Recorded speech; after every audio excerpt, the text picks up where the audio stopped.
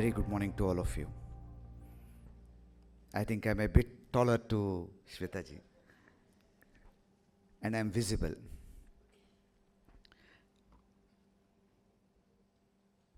Dignitaries on the dais, very distinguished audience, and dear friends.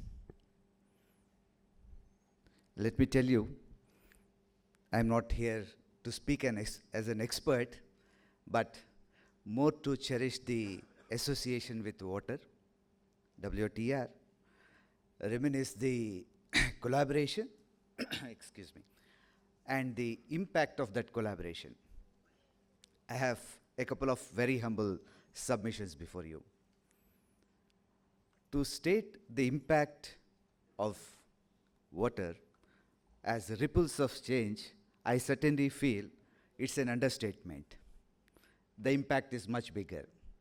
How it is, I'll speak a bit later. My second submission is that my direct interaction with WOTR is limited, but then I consider myself a big beneficiary of this association. I remember still, I joined NABARD in 1996, and my foray into natural resource management is somewhere around 2005-06. And the first program, I considered that as an education. When Basikji said, Ridge to Valley, I went back 20 years. When I first heard, as a student of agriculture, I never heard this. But then I first heard about Ridge to Valley.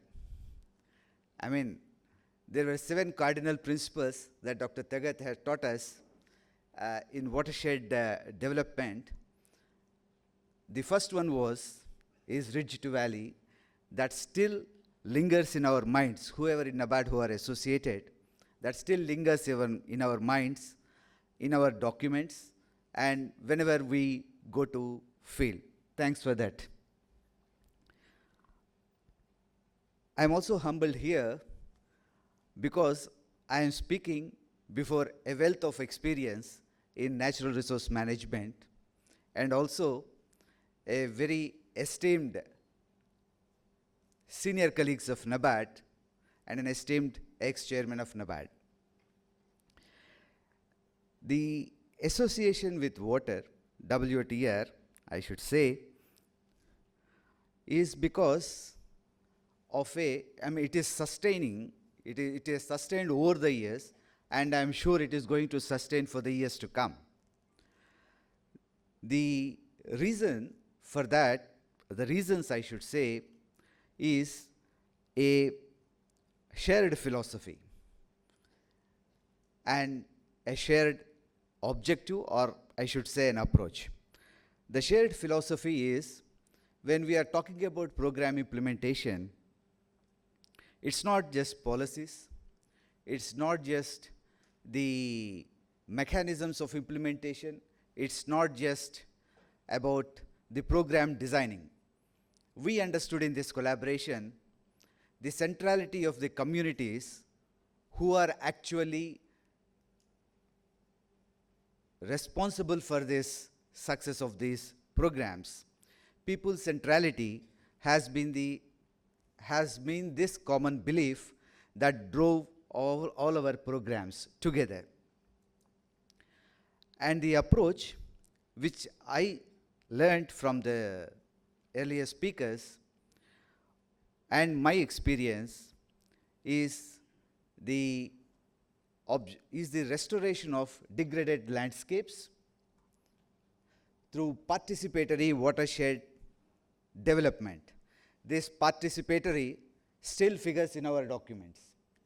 Whenever we talk about natural resource management, even in the natural resource management policy that we have, the participatory still remains. At the ground level, it is manifested in giving money of the project to the community. The lion's share of the money still goes to the community. And it is they who manage this, who take decisions on how a program is implemented.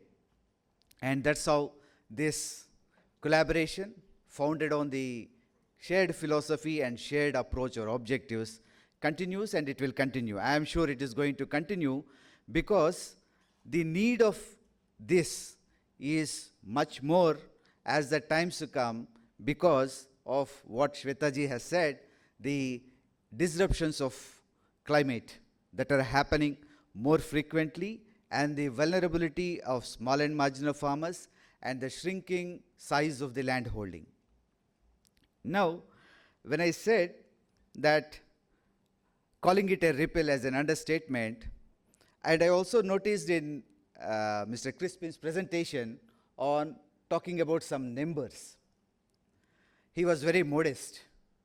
I say it is very modest because the learnings or the experiences at the inception stage,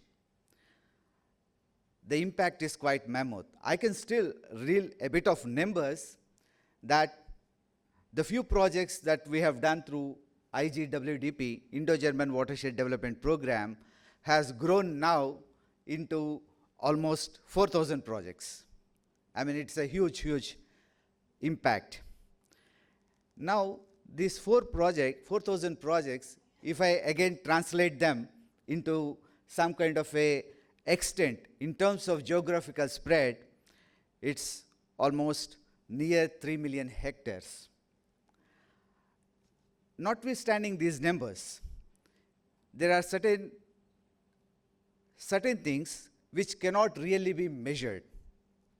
I mean, I don't have numbers, therefore I say so.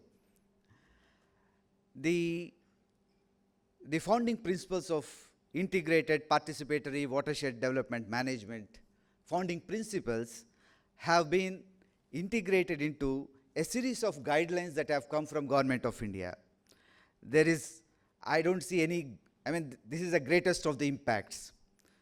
Scaling up by funding agencies with the support of ground level entities can take programs to a certain extent, but if it gains the attention of government, it is where the real scaling up happens. And congratulations to you, sir, for partnering in this mammoth achievement. Congratulations to all of you. Now, to tell a few more things, as we have progressed, Mr. Crispin has already talked about the Watershed Development Fund that has been created, and now it has grown up to 3,000 crores. Congratulations to all of you. I join in this celebration. And then, while the philosophy, objectives, and approaches remain so, the forms might have changed. As we moved ahead, the forms which have taken, some examples could be a spring-shed development program which we are doing in hilly states and northeastern. And the agroecology program that we are doing, which we call it as Jiva, which is a natural farming program. And then in this whole journey, my colleague, I have a colleague, Dr. Ravi Babu, who always tells me, and I love if he is here, but then because of some pressing engagement, I had to leave him there. He always change. The true champions of change have been the farmers who have actually accepted the approaches that we had tried to drive in.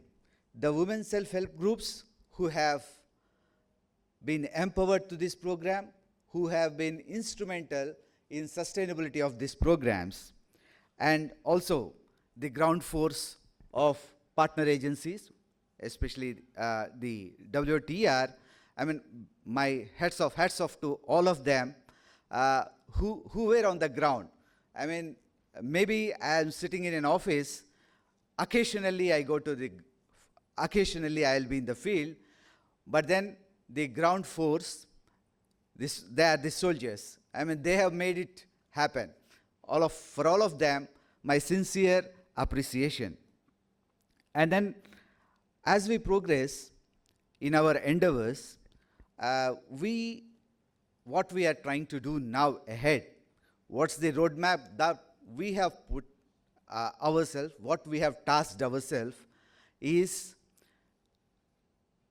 how we scale up the natural farming models that are getting created, number one. Number two, a lot of carbon sequestration happens in our programs. Integrated watershed development programs, or even the sustainable tribal livelihood programs, which we are partnering with them, a lot of carbon sequestration takes place. There are methodologies, there are technologies that can give a value to this carbon sequestration. We are making a sincere attempt in tapping the voluntary carbon market which will add to the revenues of these farmers in the program areas. The next thing is a bit of technology, infusing a bit of technology into these programs. I can quote a simple example of trying out IoTs, Internet of Things, artificial intelligence, machine learning, etc., into certain elements like soil moisture, measuring the weather parameters, and coming up with suitable adaptation measures. These are certain things we are trying, and one value addition that we have done in the past 4 or 5 years is bringing remote sensing into planning of the projects as well as monitoring and evaluation of the projects. These are certain things which we are attempting to do, and I am sure that WOTR would be an important partner in this. So therefore,